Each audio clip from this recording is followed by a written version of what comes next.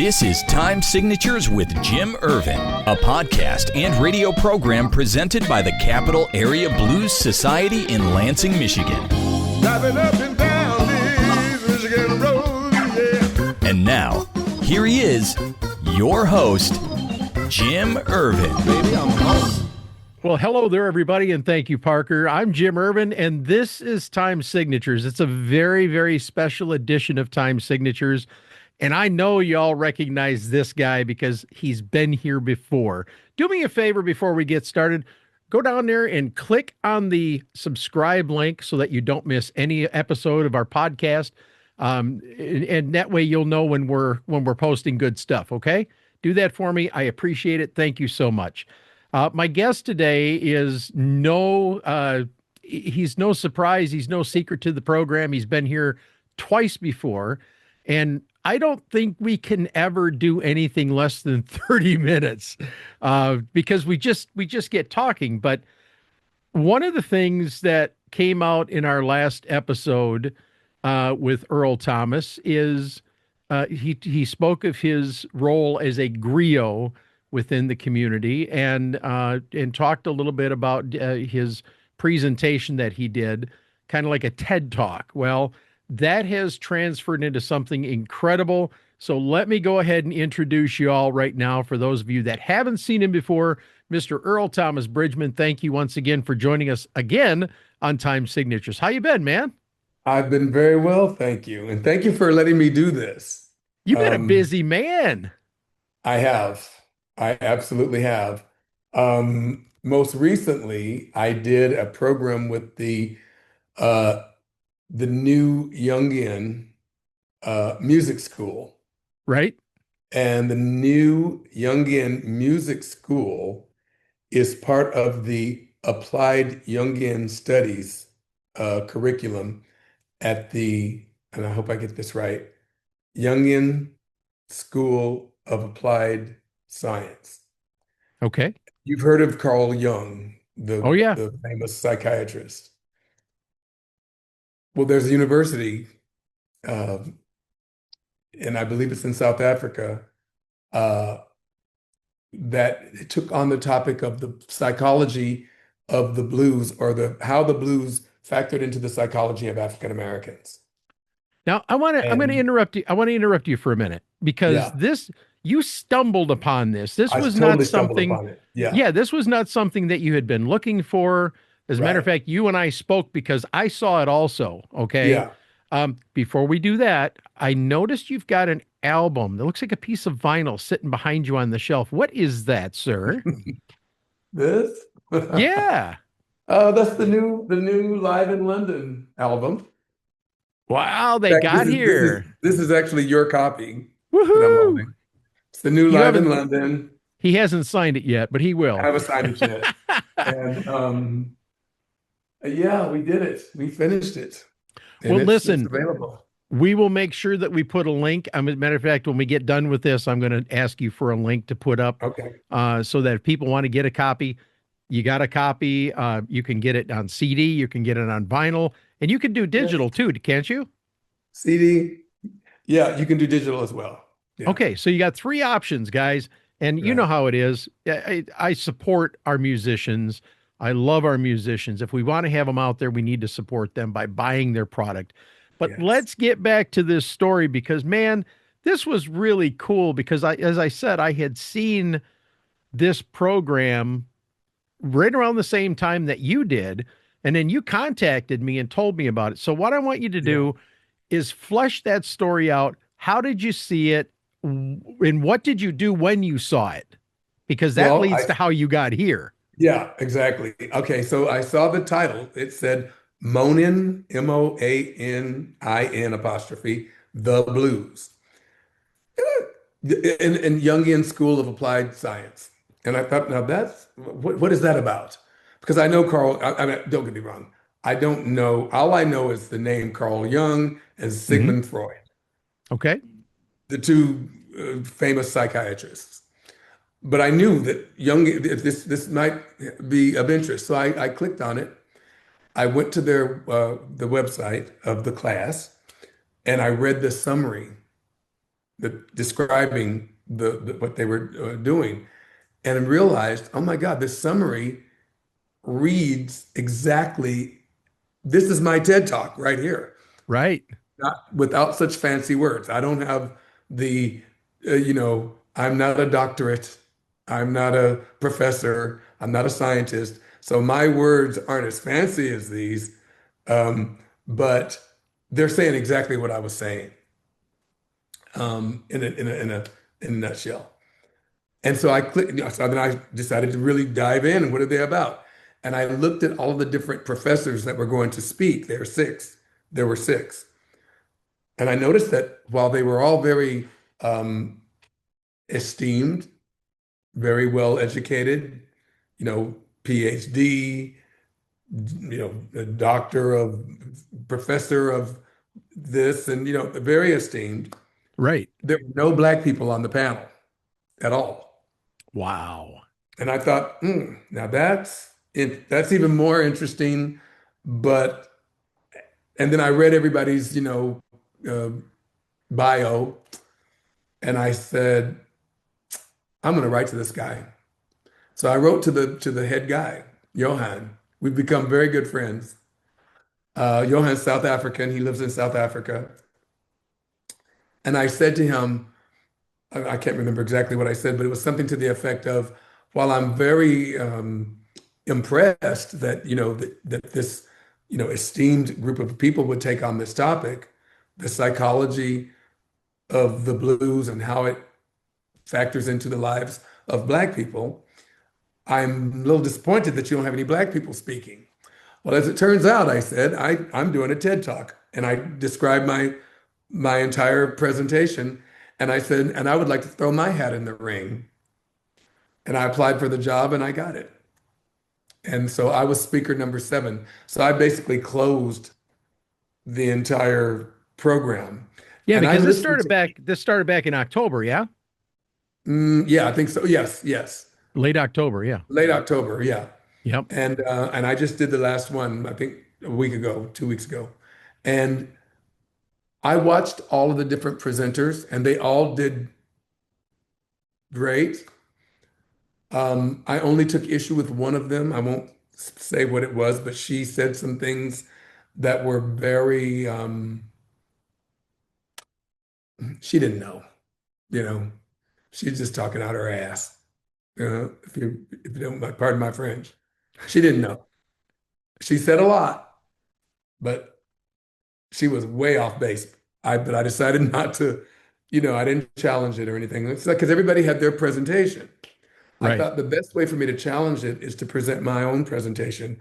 And when I present my piece, it will be very obvious that I took issue with what was said without me having to come out and say, hey, lady, you don't know what you're talking about.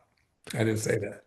I want to pause for just a moment, and I need to ask you, did you preview all of these episodes leading up to yours and make changes to correct some of the misinformation in the previous presentations? No, but I did decide to include we've spoken of Fannie Lou Hamer. Yes. Or Hamer, depending on what side of the Mason-Dixon line was on. Uh, Now wait a minute, man. You got to tell if you're going to do that, you got to tell the story, okay? He turns me on to Fannie Lou Hamer. I go look her up, and the first thing I hear is her pronouncing her voice as Hamer. So I Yeah. brought it to his attention. He goes, "Yeah, I know, but that's what I call her." And it's like, that's all right. That's cool. So Yeah. he's throwing me under the bus, man. But one of the speakers mentioned her, Okay. and he left out the horror story associated or connected to her, which is an important story. She spoke before Congress in 1964. Because of this experience. And I don't remember exactly what he said, but it was something like, well, Fannie Lou Hamer, she tried to register to vote and moved on. Yes, Wow. she tried to register to vote, but she was beaten within an inch of her life and permanent damage to her body. And anyway, I decided to include a mention of her in my story. He also one of them spoke of Robert Johnson, and they only spoke about the devil at the crossroads, myth. And I'm like, yeah, we gotta straighten that out. And that's why I said the devil at the crossroads was the KKK. And so I didn't really change anything, but I did include uh, some things. But more Okay. importantly, I wanted to demonstrate that in spite of the fact that I wasn't a professor, I wasn't a scholar, I'm not a professor, I'm not a scholar, I'm not, I don't hold an advanced degree. I am more than qualified to speak on this subject. And the reason I'm qualified is because I have a history. I come from a long line. I am a griot, yes. I come from a long line of griots, and I can demonstrate that. Um, Can you give us and a demonstration of the word griot so that people that are watching can understand? well, you know what? It'll be in my presentation when I Oh, start it. wonderful. Yeah, Okay. All it's right. there. Um, that I'm not coming to you as an entertainer, that I reject that term for myself. I was never comfortable with the word entertainer in relation to people would say, "Oh, you're such a great entertainer." I never liked it. I always kind of stiffened when they said that, and I didn't know why. I just knew that I didn't um, connect to that word for myself. Okay. Then when I discovered the word griot and learned that definition, I realized, that's what I am, and I'll define myself. Yes, I am 100% a griot, and when I do my griot thing, people watching may find that entertaining, and that's all right. But I might be working for, this audience, but I'm singing for my ancestors. And that's what I do. I'm singing for all of my ancestors. I'm and I'm and that's a private experience, really. Yes, sir. Yes, Um, sir. and we talked about, and also in my talk, I talked about how, I think it's wonderful that there's the Blues Music Awards, and Stevie Ray Vaughan and Eric Clapton, and all these people, John Namath, Tommy Castro, all these people doing the blues. I think that's wonderful. I know it's an homage. None of them are griots. None of them are connecting to the ancestors. They do what they do, but they're not standing there in representation of anything. They're representing themselves and their abilities, but they're not representing an entire legion of people. Earl, But griots are. I wanted to ask you a question because Mhm. you and I talked during the course of this process when you were writing and getting ready to do the presentation, but we also spoke afterwards. And one of the things that struck me is you told me that you felt like you had been um, deeply affected by this program because the Yeah, deeper you got, the more you discovered. yeah, Can you talk about that for just a moment? yeah, sure. I I think I got PTSD, really. I was very traumatized. I knew Jim Crow was bad. I, First of all, I knew as much about Jim Crow as any suburban high school student, right? Hmm. I grew up international schools. Uh, my dad was in the Navy, so we traveled around the world. And I had, your regular suburban high school education. And so I knew that there was a thing called Jim Crow. And they show the photographs of the white only and the black only water fountains and bathrooms. And, you might see some pictures of the hoses, turned on people. But here's what they didn't tell me. Those hoses that were turned on people, those are all children. The reason they broke out the hoses that day was because high school decided to protest. And the mayor of the city said, I'm not having these black kids protesting in the streets. And they turned the hoses on children. It wasn't, oh, it was elementary school and high school. One of the games that some of those guys who had the hoses played was hitting a toddler or a smaller child and seeing how far they could roll them down the street. That's the level of savagery that was involved. And the deeper I got into it, the more I learned of this savagery, I'll call it. And then to think that my grandmother, my main girl, had to endure this treatment really bothers, it really does. And they never told us, my parents and grandparents never told us what they had been through. And they would have had to go through some of that and on some level. And then it occurred to me, my grandmother might have been a physicist, but we'll never know because she wasn't allowed to thrive like that. Robert Johnson might have been a medical doctor, but we'll never know because he wouldn't have been allowed to thrive like that. And so when I started to realize all of this tragedy that I fortunately avoided only because my dad was in the Navy and we left Tennessee in 1963 and did not return until 1974. So I missed that entire episode. And then to learn that my first cousin, I mean, we would go back and visit Tennessee, but when you go back to visit for a week, you don't take any of that in. Like I didn't know that my relatives were my cousin, for example, my cousin Janet. I called her when I was putting this all together and I asked her, I says, you were in that first group of kids that integrated Bledsoe County schools. Yes. What was that like for you? Dude, I did not know how horrible it was. She said that people spat on her. They threw things, they threw rocks, they threw bottles. They pushed her in the hall. And she wasn't the only one. It was all the black kids got treated like this. My cousin Pinky, whom I really loved, may she rest in peace, had multiple sclerosis. And she was having trouble walking. She couldn't walk like a normal person. They knocked her down the stairs.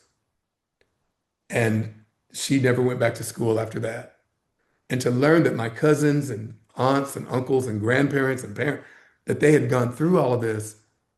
And I got to grow up and thrive and be this person that I was able to become.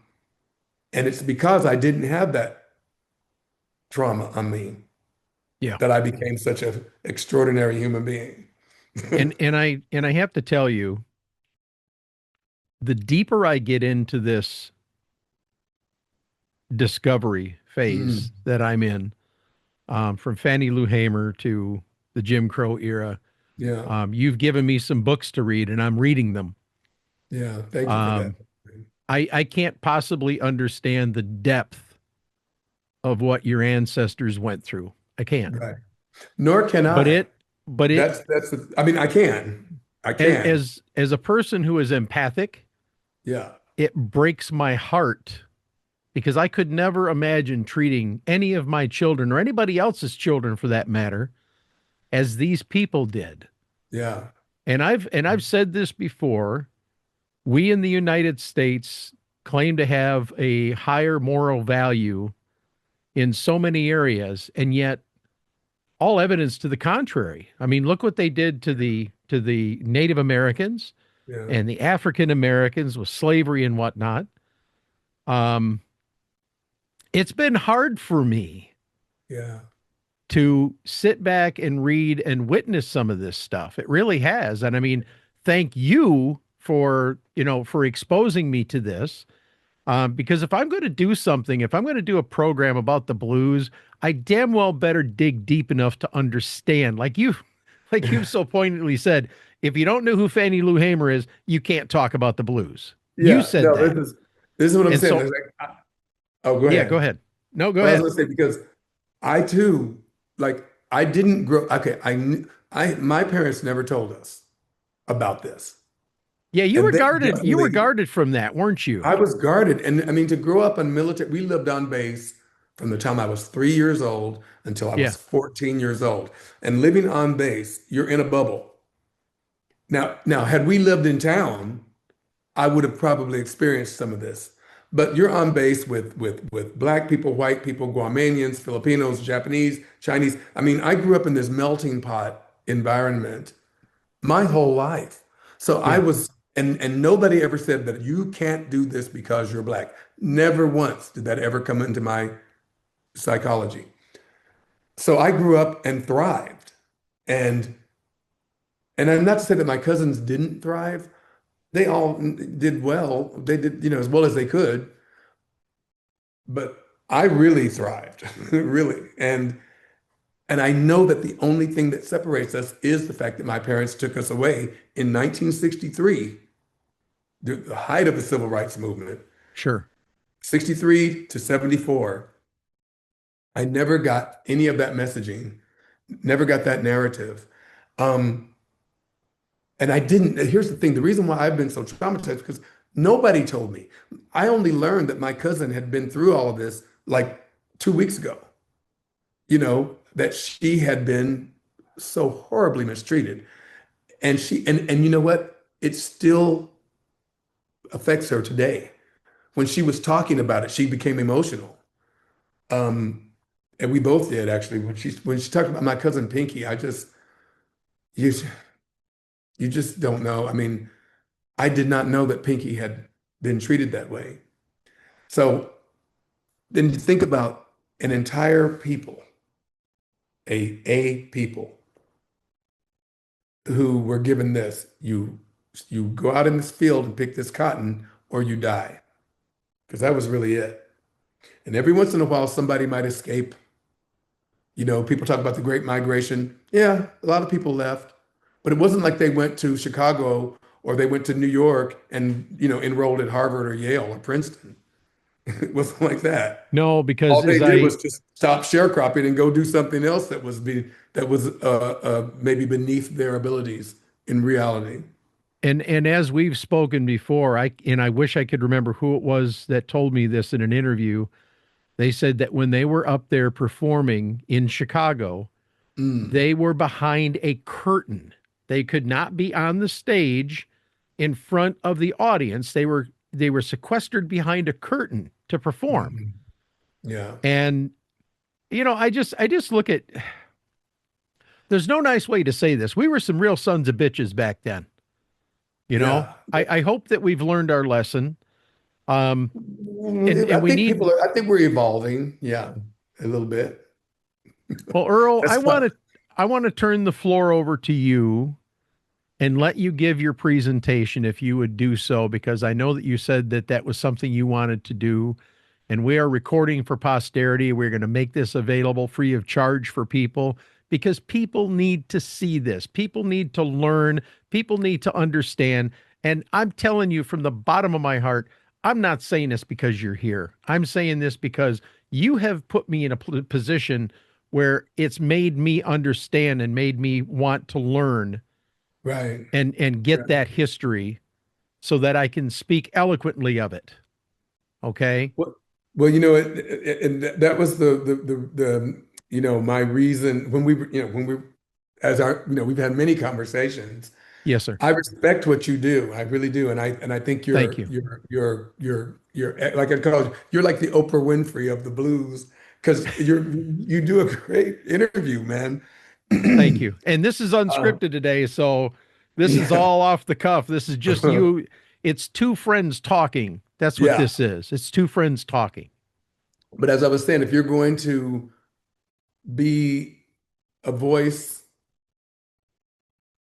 in this arena, I think it is important that and this includes, all the blues performers from,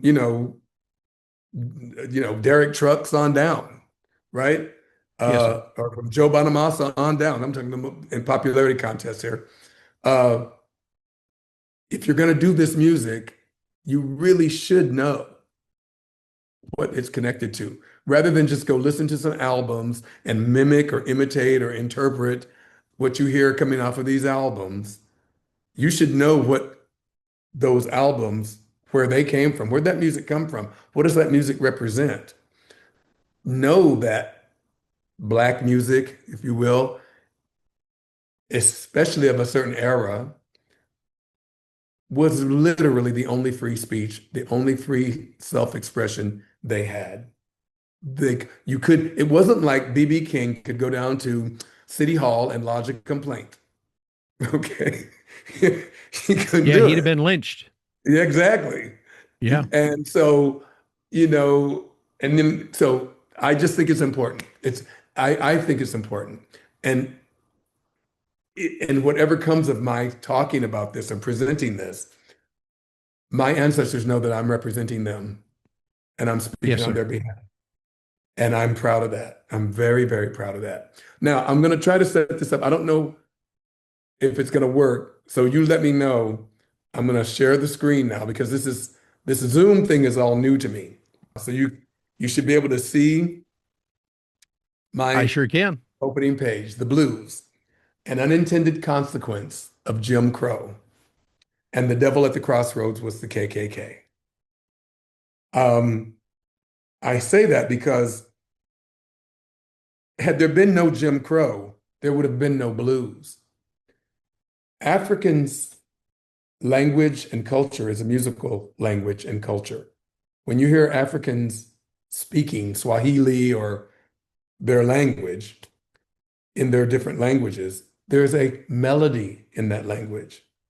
Their drums are part of everything. If there's a birth, if there's a death, if there's a welcoming ceremony to uh, whatever event, you've got some people drumming and dancing. And this is part of the culture. Africans express themselves musically. When the Africans were brought to the United States and enslaved, they continued to express themselves musically, but the music was in the form of field hollers. When they took the drums away from the African slaves, they replaced that with the hoe or the shovel or the axe and field hollers. So um, I come to you today clearly as a descendant of those slaves and sharecroppers, but also as a griot. And as a griot, I speak on this subject knowing that I am the keeper of my culture memories. The griot, as you can read here, is a West African storyteller, historian, singer, poet, and more importantly, to me, keeper of cultural memory. Africans' history was um, uh, spoken word. And the griot in the village, or the griots in the village, uh, uh, were the ones who told the story from the previous generation and then who passed the story to the next generation. That also came with us from Africa, but it got very convoluted and damaged in some ways because they separated tribes and separated people, but the story continued in the music. When a sharecropper on one side of the field screams out and is answered by a sharecropper on the other side of the field, he's saying, "Hey, I'm here." And the other guy's saying, "Yeah, I'm here, I'm with you. And together we're going to carry this load." The field hollers were very important psychologically to Africans because that load that they all had to carry was extraordinary. It was an extraordinary load, very heavy load. And as a griot, I want to ensure that that message that they were sharing didn't get lost. Now, I'm way many years beyond that, hundreds of years, but the message is still in the music. It evolved as slavery turned into sharecropping, turned into civil rights. Civil rights, it evolved with the changing of the culture in the United States. And people talk about the blues being music that was created in the United States. This is true, but it wasn't from slavery. People like to say that slavery made the blues. Slavery made field hollers and spirituals. The spirituals were European songs set to African rhythms, more or less. But there was slavery in South America and there was slavery in the Caribbean, but they didn't have the blues. There was slavery in England and they didn't have the blues. So clearly it wasn't slavery that made the blues. I come from a long line of musicians, singers, griots. And I want to introduce you to my great-grandparents, starting with my paternal grandparents, my father's grandparents, my paternal great-grandparents, so my father's grandparents, and my mother's grandparents. So the people on the left, where the man and woman are seated next to each other, those are the paternal great-grandparents. And the man seated next to the little girl looks exactly like my Uncle Nathaniel, my cousin Janet. I mentioned her earlier, the first to be integrated. Her father, clearly that's her father's people. And the man behind him, the boy, reminds me of me when I was about 16. So I can see, and he's got that smirk. I just see the way he's got this look on his face. I can just see it. And I think the little girl is my Aunt Carlene, my dad's sister, but I'm not sure. Someone told me that was accurate. And then in the middle, the people in the middle, that's my maternal, my mother's grandparents. And I want you to pay close attention to the way the woman is standing. And the man next to her is my great grandfather, and the man next to him is, I believe, his brother. And that man standing next to him looks like my Uncle Billy. That could be my grandmother's brother. It's amazing, the family resemblance, but I want to show you Earl at 6 years old and the way I'm standing. And to this day, I still hold my wrist like that when I'm just standing, waiting in line. I find myself just standing like that. And then I look at her hands and my hands, and they look alike. And I look at her nose and my nose, and the shape of her face and the shape of my face. And I can see that I come from this. Everybody comes from somebody, but for me, in this talk about griots and ancestry, it's important that I draw this distinction because it really means a lot to me. And then, so I know them in a way. I know them. And this is the AME Zion Methodist Church in Pikeville, Tennessee. It was built during Reconstruction in 1870. In that photograph there, somewhere in that photograph are my great-grandparents. Oh, wow. And this church still stands in my hometown. It still stands. And Reconstruction, we'll get to that in a minute. But I look at those people and think 1870, they have no idea what's coming. And you'll understand what I mean by that a little later. So my parents, my father was a blues man and my mother was a gospel singer. And I grew up in a house filled with music. From the time we woke up in the morning till nighttime, there was always music being played in our house. And my parents would have been considered very, very talented people. But I realize now that they were griots. They were keepers of cultural memory. And this is my dad.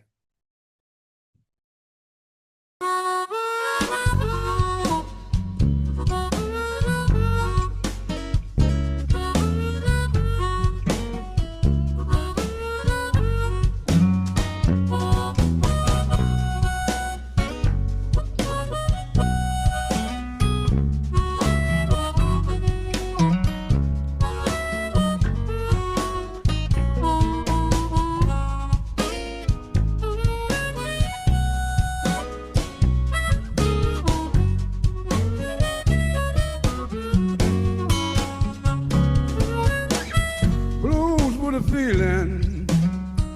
That's what I have today. Blues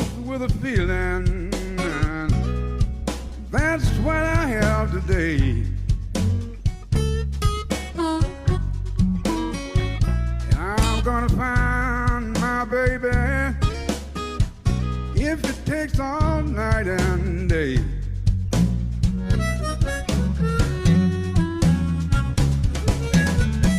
What a lonesome feeling when you're by yourself.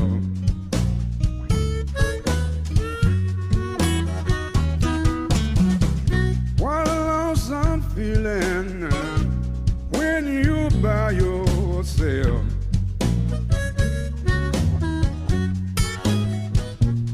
And the one that you're loving has gone away and left.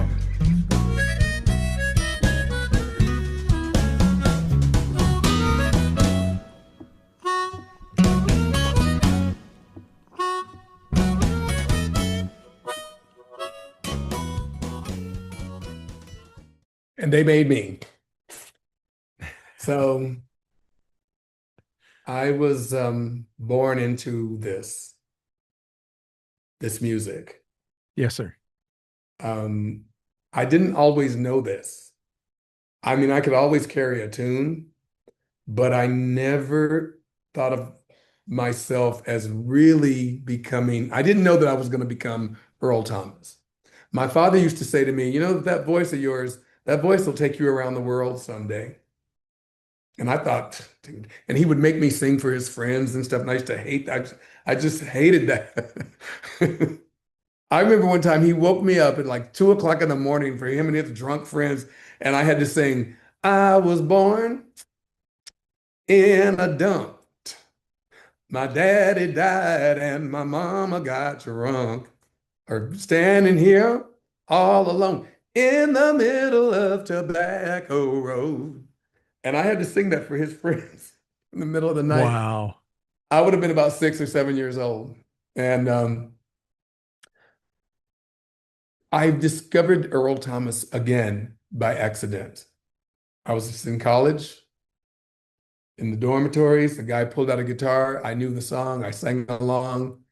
And we were having a big party in the dorms that night. And everybody stopped and was like listening to me sing. I would have been 20, 21 years old, I think. And I had never sang about, I mean, I would sing in front of my family, I'd sing in the shower, I'd sing in the car, but it wasn't like I would sing for an audience. That was out of the question. And but everybody stopped and were listening to me and they applauded. And then I had the thought, you know, maybe I could do this singing thing. And then we went to this open mic night. It was actually, it was $1 beer night at Garcia's. That was a big deal on campus. And all the kids went down to this little Mexican cantina. It happened to be open mic night. And on this particular night, my friend Paul says, hey, you guys, Earl can sing. I heard him singing in the dorms last night. You know, Earl, you ought to go up there and sing with that guy. And I went up there.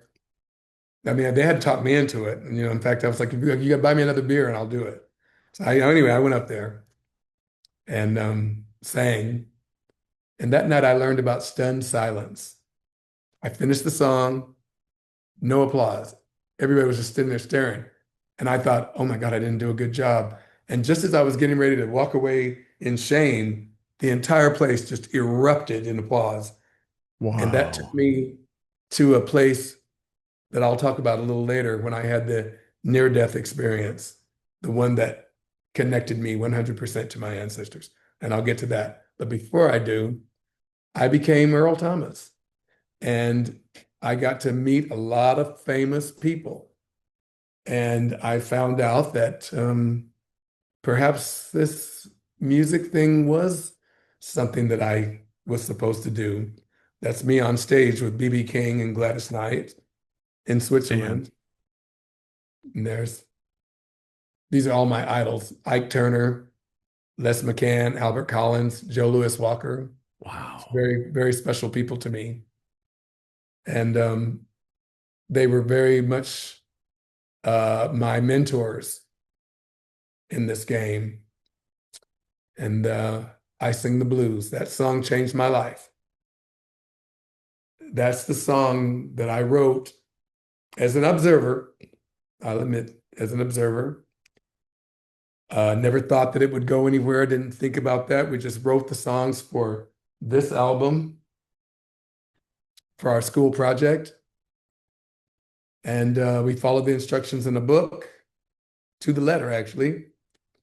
And we made the album. We sent copies out. One of them landed on the desk of Herb Cohen, and I got a record deal. And the next thing you know, I Sing the Blues was signed to Bizarre Straight Records with Frank Zappa and Herb Cohen, and they repackaged it as Blue Not Blues.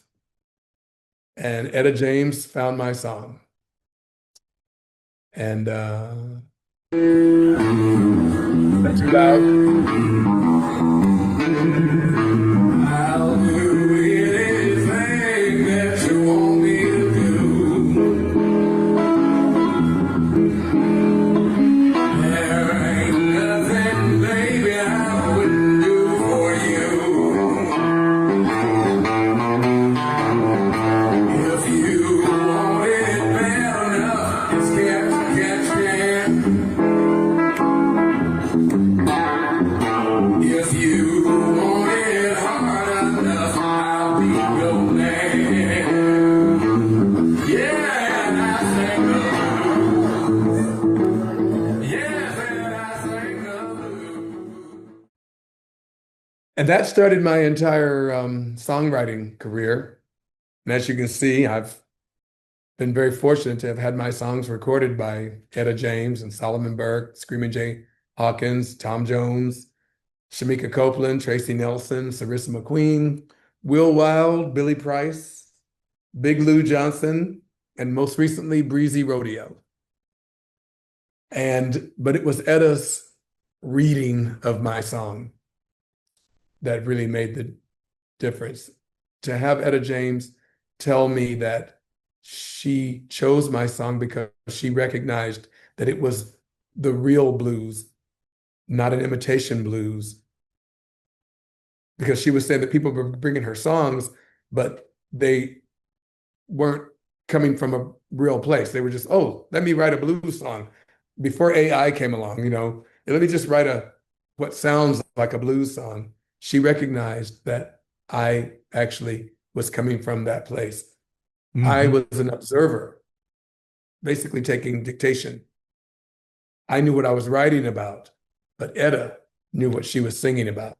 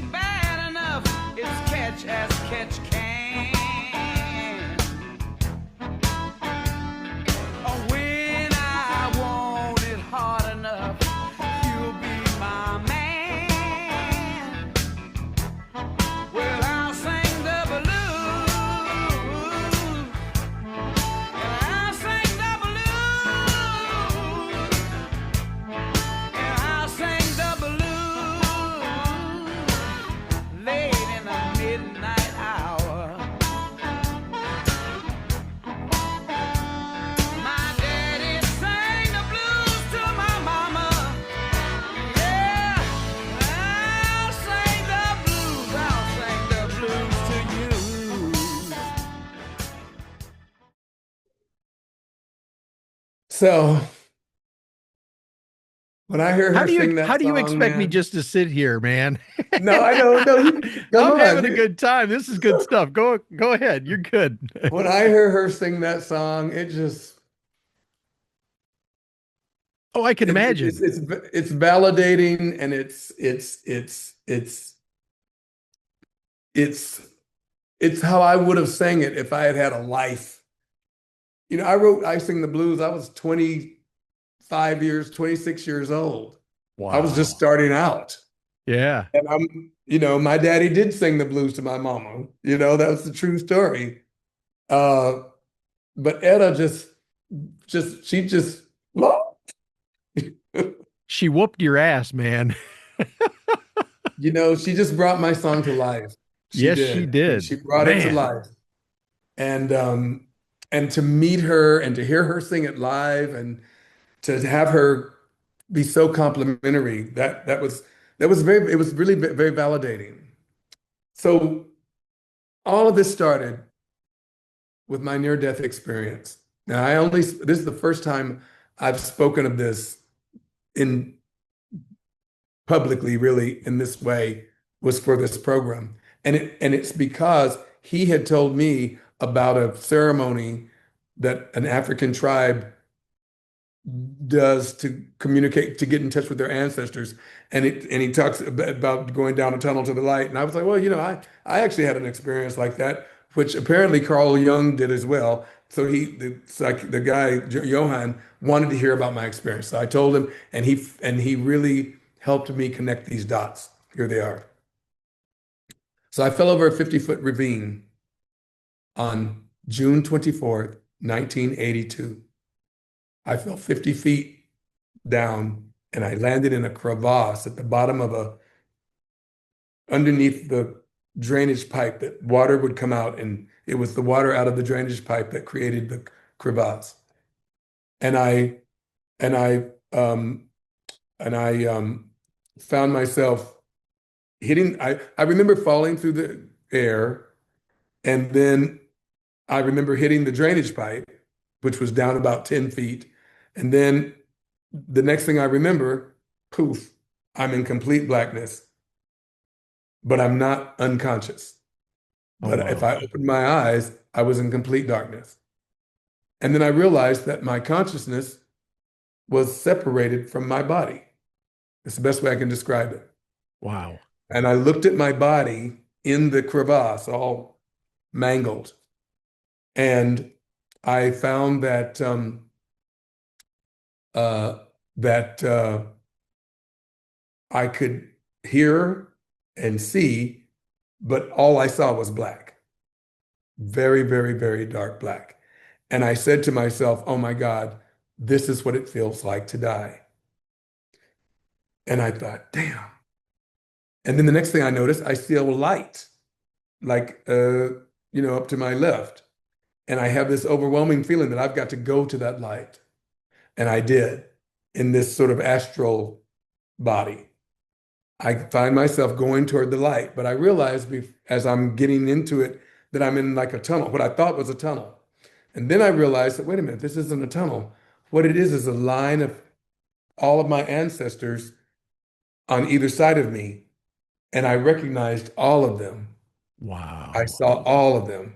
And I get all the way to the end, to the light.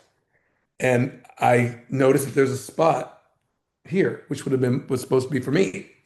But I have a conversation, or somehow I find myself in conversation with, I'm going to say God. Not the one that lives in churches, not that one, but the real one. And so, and I say, I think this is a mistake. I don't think I'm supposed to die right now. And God said, why not? I said, I think I was supposed to be a singer. And God said, you're right. And if you join with me now, you can't ever go back. But if you go back, you have to give it all you've got. And I said, I'll go back. Oof. I woke up, I was in my body, and I realized something had happened, but I was hurt, definitely hurt, but I was alive. Now, I climbed all the way back out. The ambulance was there. They were getting ready to lower the stretcher. I climbed out on my own, spent the night in the hospital, knew that this had happened to me, but I thought that I just knocked my head and had a dream. I didn't think, I didn't connect that this was the real thing until 6 months later, when I was at Humboldt State, I found a book on the library shelf called Life After Life. These are the steps that led me to my awareness about all of this. I Hmm. found a book on the library shelf called Life After Life, and it described many experiences exactly like mine. A woman was on the operating table and her heart stopped and she came out of her body, had a talk with God, came back. Everybody had the same story, different circumstance, similar story. And I remember when I read that book, it was a small paperback like that thing. I stood there and read it in the library and I was crying. Oh my God, it wasn't just me knocking my head. This really was real. These really were my ancestors. At this point, I had not connected the dots on why I had that experience until I went to the dormitory room and sang, and everybody stopped and was listening to me. And then I went to the open mic, and there was the stunned silence and the eruption of applause. When that happened, even though I didn't really know how to receive applause, I remember I didn't know, nobody had ever applauded me before, not like that. I said to myself, oh my God, I am supposed to be a singer. And that was the beginning of me changing my major to music and joining the band and making the album that led to the song, which led to Etta James, which led to the Montreal Jazz Festival, which led me to become Earl Thomas. And I accept that my ancestors wanted me to speak for them. And I have, and I do, and I did, and I'll continue to. But that is how I ended up here. Um, I want to tell as much of their story. It's too broad of a story for me to begin to tell it in full. But I'll tell what I know as much as I can in this way. I'm improving my presentation for the TED Talk. But basically, without Jim Crow, there would have never been blues. The blues was the only free speech allowed to African Americans. They could not say how they felt about this extraordinary disenfranchisement. So, but Jim Crow didn't start right away. It started, 7 years after slavery ended. Um, the message of that pain is in the music. Oh, oh,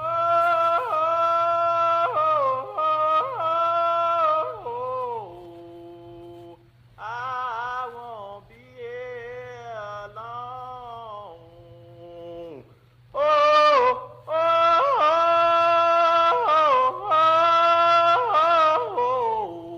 Oh, doggone get me here. Doggone get me here.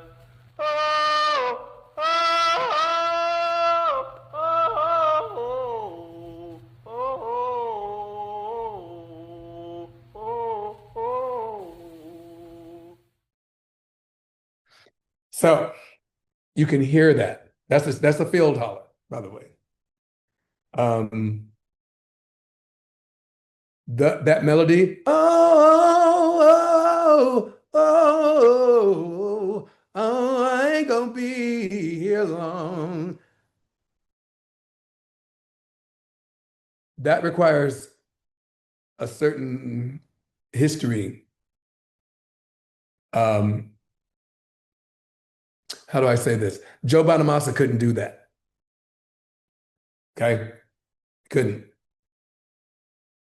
Because in 1865, a year after the 13th Amendment, the President of the United States, Andrew Johnson, who took the place of took the place of Abraham Lincoln, quote, "This is a country for white men, and by God, as long as I'm president, it shall be a government for white men," unquote. That statement gave license to people to be very violent and very they gave license to violence toward Black people who were basically defenseless. So from 1865 to 1877, basically, the three major amendments, 13th, 14th, and 15th Amendment. The 13th freed the slaves. The 14th gave citizenship to those born here. And the 15th gave the right to vote and protection of that right. And African Americans vote, men, because at that time only men could vote, but African Americans definitely voted and elected officials to represent them in Washington, D.C. In fact, there were about 2,000 uh, African American people who served in public office at various levels. I mean, from mayor to, county commissioner to senators and representatives in the House of Representatives.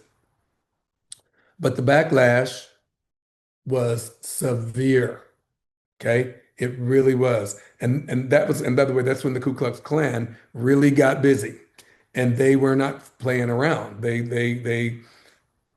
really did resist this new arrangement with violence, and they were very violent. And lynchings were commonplace. One of the professors that spoke in this Jungian program, he's quoted Johnny Shines. Johnny Shines apparently said to Robert Johnson, "No, I will not go down to Mississippi with you. It's open season on black people down there." That's true. But it wasn't just Mississippi. It was Georgia, Alabama, Tennessee, North and South Carolina, Arkansas, Kentucky. You know, it was everywhere.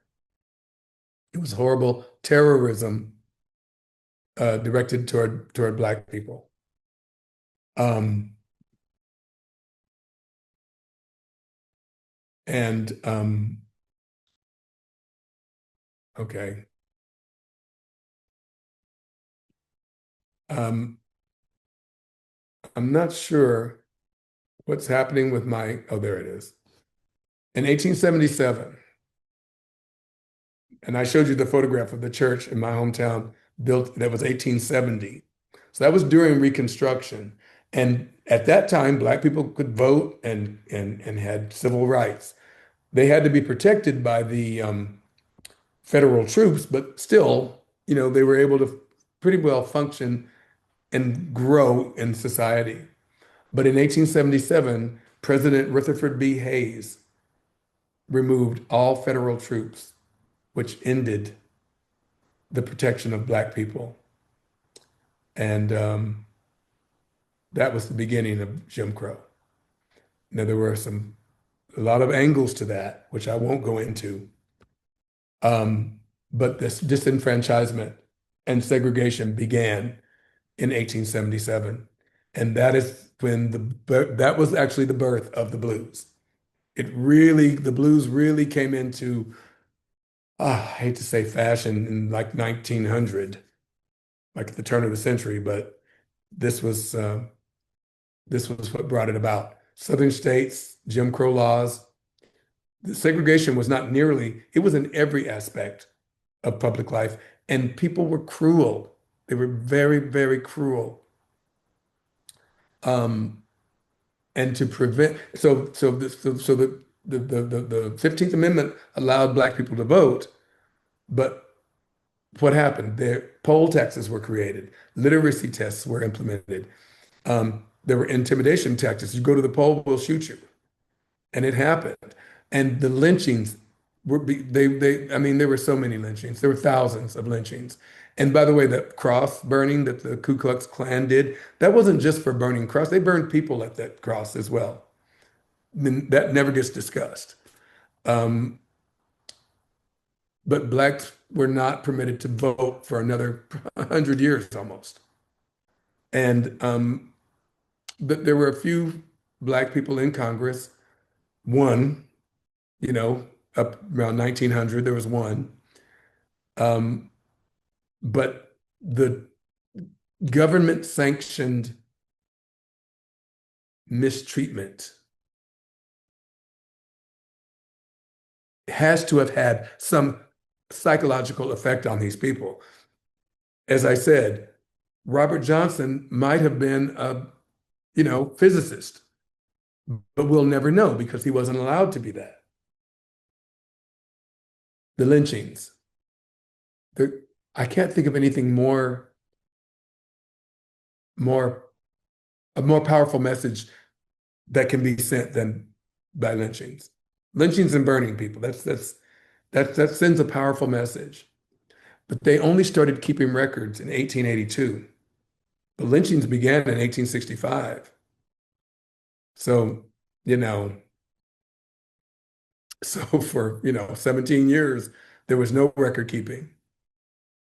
And even between 1882 and in 1968, not all of the lynchings were recorded.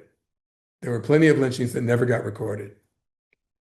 But they know, based on the recording, that there was between 3,446 to 3,500 people lynched, Black people lynched throughout the South. And again, that sends a powerful, powerful message. I know why people sing the blues. I know why they did it. I know how it is that they came about doing it. And I believe that that needs to be acknowledged by everybody that claims to be a blues artist. If you're going to walk around clutching your Blues Music Award trophy, you need to know who you're imitating. You need to know who you're interpreting. There's a lot of blood on this music, a lot of pain, and a lot of anguish on this music. And my hero's journey, which brought me to here, I decided to put into a song. Because after all, the blues is about telling your story. So I told mine in a song called 4th of July, which I haven't released yet, but I'm going to. I rolled out a pipe on a Tuesday evening as the Dixie sun went down. I got to San Diego in the middle of the night. First time alone and a long way from my hometown. I took the Greyhound bus from Chattanooga. Mama cried, she said she knew one day she'd have to let me go. She said, I love you, son, but I know you're gonna see the world, and it ain't no use in me holding on and blaming on the rain. Blame it on the 4th of July. Blame it on the Tuesday. Blame it on the tears I saw my mama cry. Well, you blame it on me. I won't blame it on you. Or we could blame it on the blues. Or we could blame it on the moon. The moon don't need no alibi.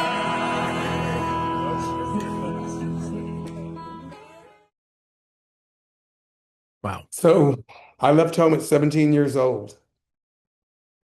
I could carry a tune, but I did not know that I was going to one day be Earl Thomas. I just wanted to go to college, and I knew my parents couldn't afford to send me, so I joined the Navy to get the college fund. And I got on that bus in Chattanooga, Tennessee. First time I ever saw my mom cry in my entire life was the day I left home. And my father told me, don't worry about it, son, you'll always have a home. That same door you're walking out is the same door you walk back in whenever you want to come home. You've got a home. That was very powerful for me to carry out into the world.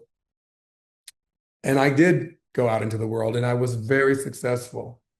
And I believe that I was successful and never got lost because I had a family and a lineage and a history. But I can tell you this, I was not supposed to make it.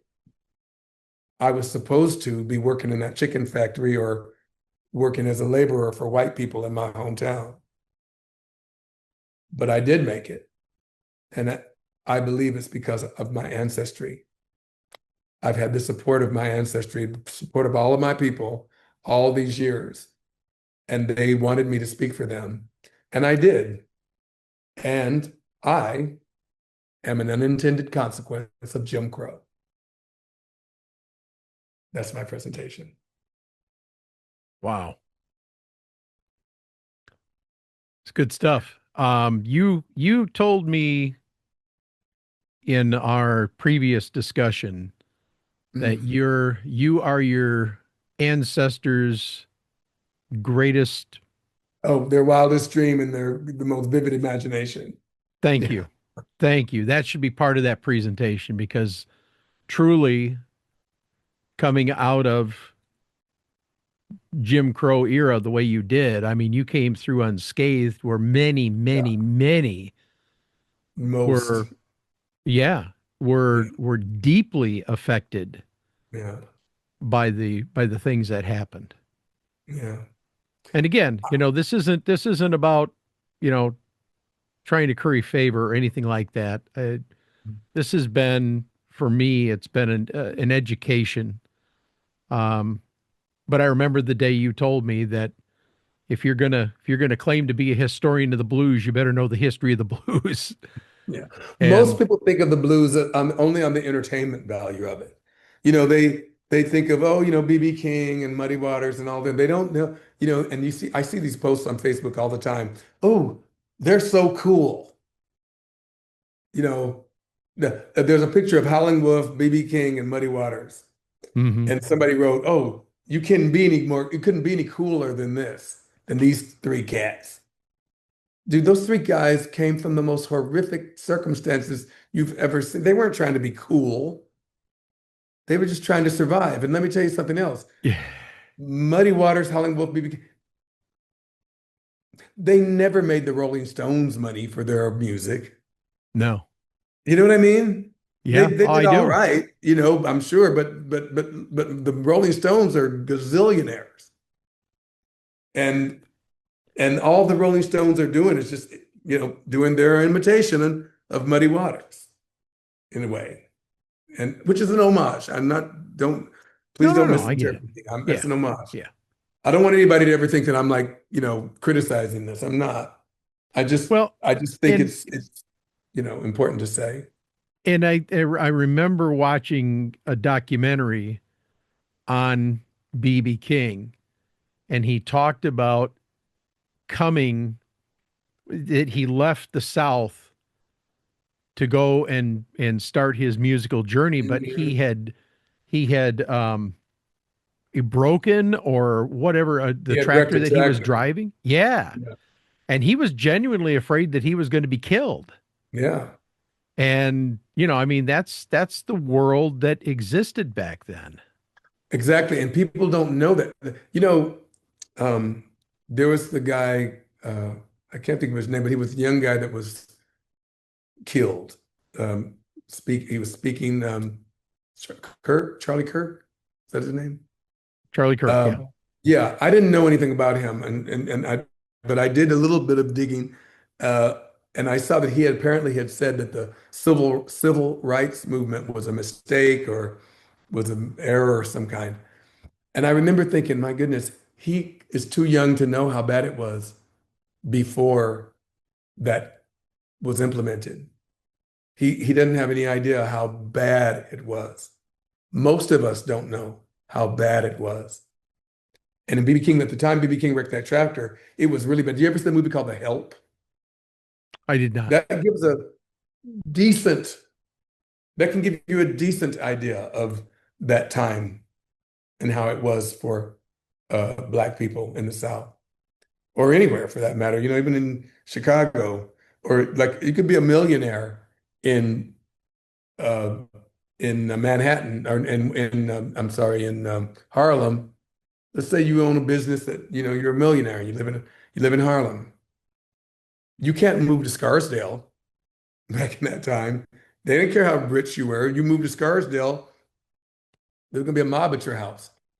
Same with Los Angeles. One of the speakers talked about how a lot of slaves and during the I'm not slaves, sharecroppers during the Great Migration moved to California because they really thought they could have a better life.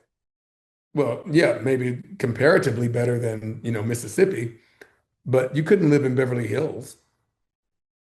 Right. You know, you weren't going to go down on Rodeo Drive and do anything but sweep the street and maybe clean a building. And so I do think it's important for everybody that's involved in this music to know. Someone said to me, "Well, if how come? How do you say it? Something about if white people or non-black people are can't sing the blues, how is it that black people can sing classical? Like like Leontine Price or you know." I'm like, well, the classical doesn't have any blood on it. You know what I mean? It doesn't have any history like that. Yeah. The blues was not a music of choice. Like, they didn't choose, oh, I think I'm going to go out and be an artist. That's not what Jimmy Reed and those people were doing. Okay, Jimmy Reed might have been an architect, but we'll never know because he wouldn't have been given that option. And I just think it's important that people know that. And I'll tell you this. I think it's important that people know it, but I'm always disturbed. That's the right word. I'm always a little disturbed when I see someone clutching their trophy and and complimenting each other on how authentic they sound, knowing that they don't know anything about this history.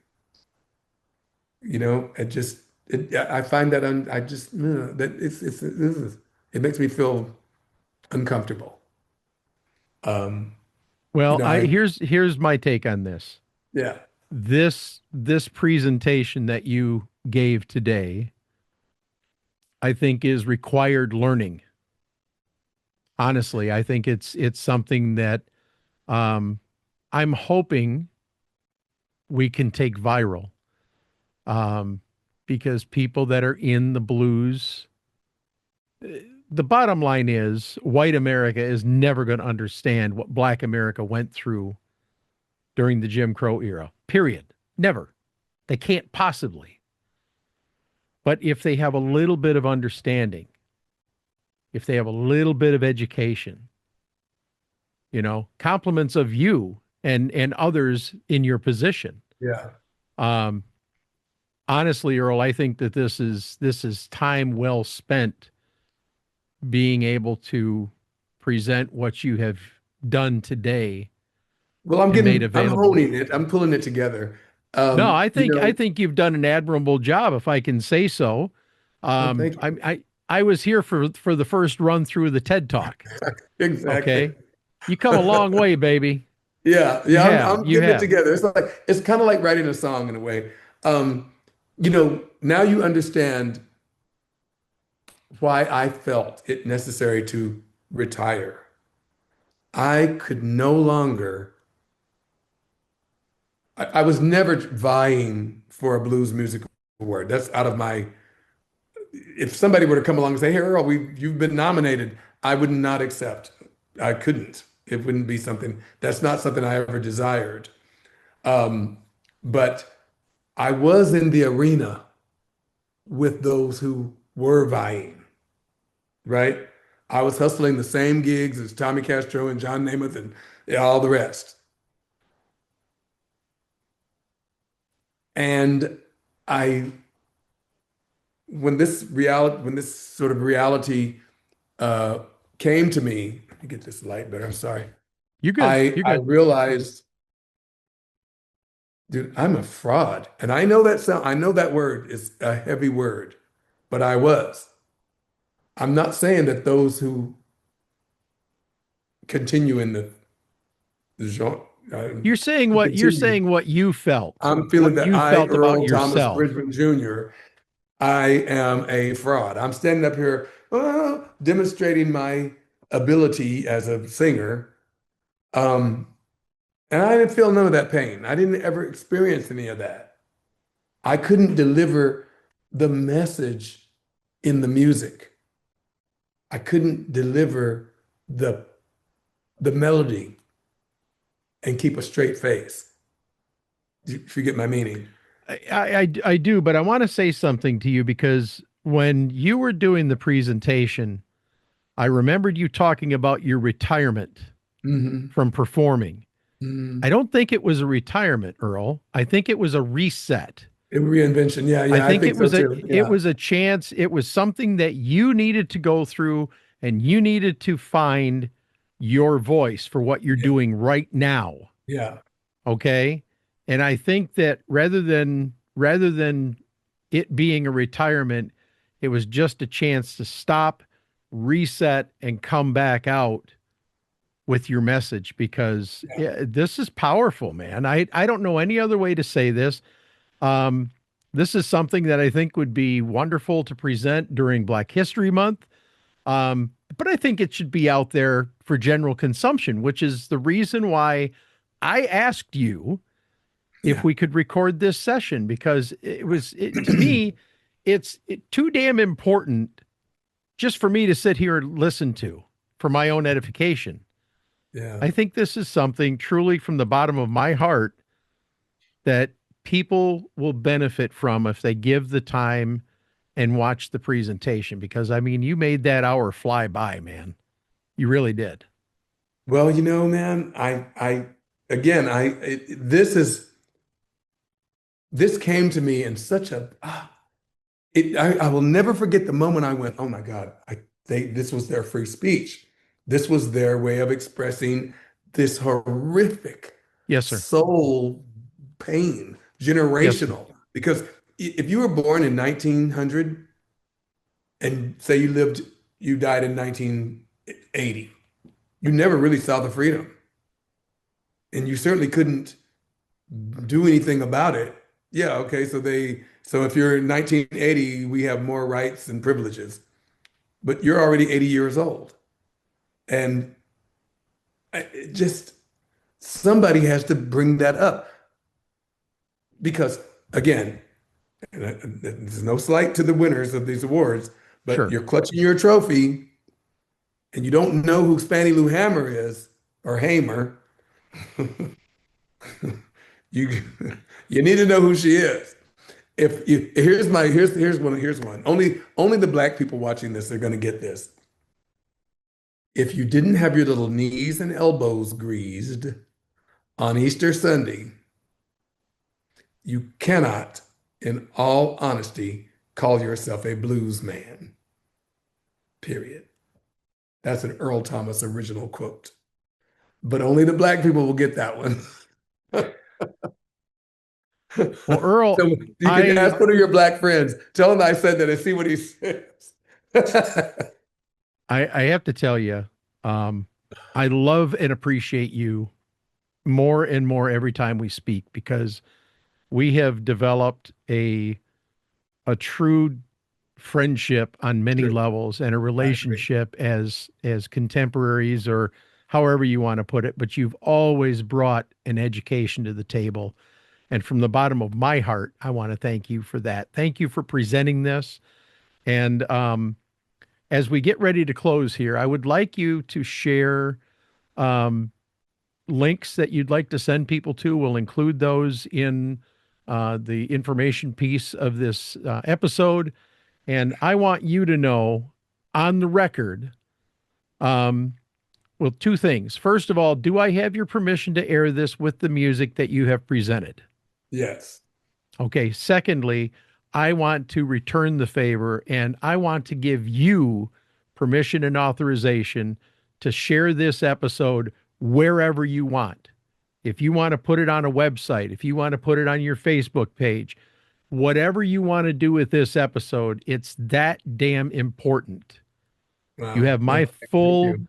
you have my full support to do so. And I'll tell you, I was always wondering what we were going to do to get back together and talk again. And you have never let me down. You have always brought something to the table. Oh man, And thank you for all that. well, and I appreciate you. And like I said, for those watching, this is totally unscripted, man. I have never done an episode where I have not had my questions written out because I don't want to get caught with my pants down. I want Right, to make right, sure right. that I can keep the conversation going. This is one of those episodes that didn't require that. And I was a little bit nervous when I sat down to record this today because of the fact that it was unscripted. Um, I would dare say this is probably one of the best episodes that this program has ever produced. And Well, I truly hope that other people that watch and will help take it viral. It's truly. I absolutely appreciate what you're that. Um, there is one other thing that I didn't share, Okay. and you Well, we're mentioned, still recording, so you got are time. Go we? ahead. Okay, so uh, when I closed the presentation with the school, Jungian school, I actually uh, had I shared with them the last thing I shared with them, I'll now share with you.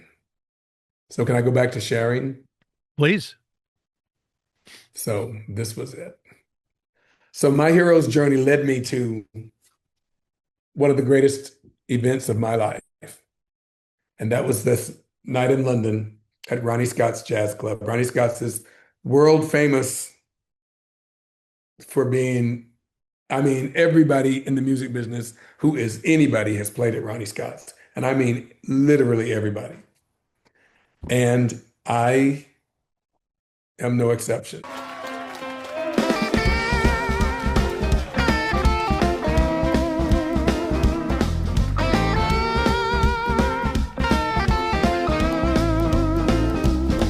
Please put your hands together for the one and only Mr. Earl Thomas.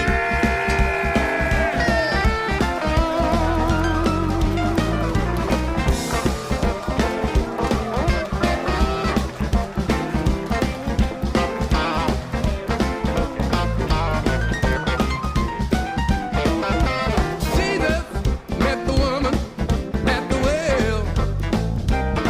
Oh, Jesus met the woman at the well. Jesus met the woman at the well. And he told her everything she had done. He said, oh woman, where is your husband? He said, woman. You can get that at earlthomasmusic.com. Awesome, man. And if you want to learn anything more about Earl, you want to look him up, you want to check out his music, he's got several albums available, including his very first album, which was called I Sing the Blues. I have two copies. I didn't pull them out today, but I have two copies. I have one that's signed and I have one that was still sealed when it arrived at my home. And I have to tell you, they are two incredible pieces of my collection.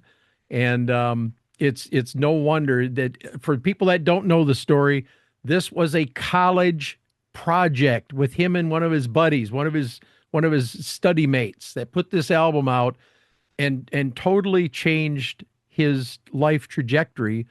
But I think Yeah. as we have learned today, it didn't happen on its own. It wasn't pure happenstance. It was meant to be. It was It was. predestined. I'll tell you, there was more to it. As I mature, I really, really understand my role in this, um, and how all of my relatives and ancestors have guided me into this position, and and the blues. This is one of the things when I left out. I mean, let me add this. The blues is really about our survival. And this is what the final thing I'm going to say on this.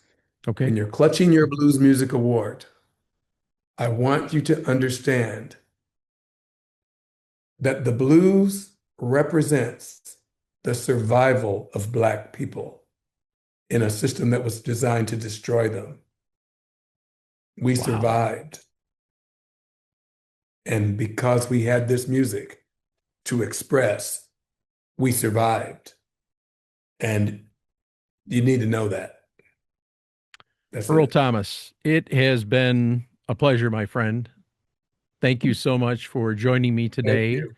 for this very special edition of Time Signatures. We are going to make this available immediately as a promotional episode, as an educational episode. This is something that should be studied. It absolutely should be studied. It should not be hidden.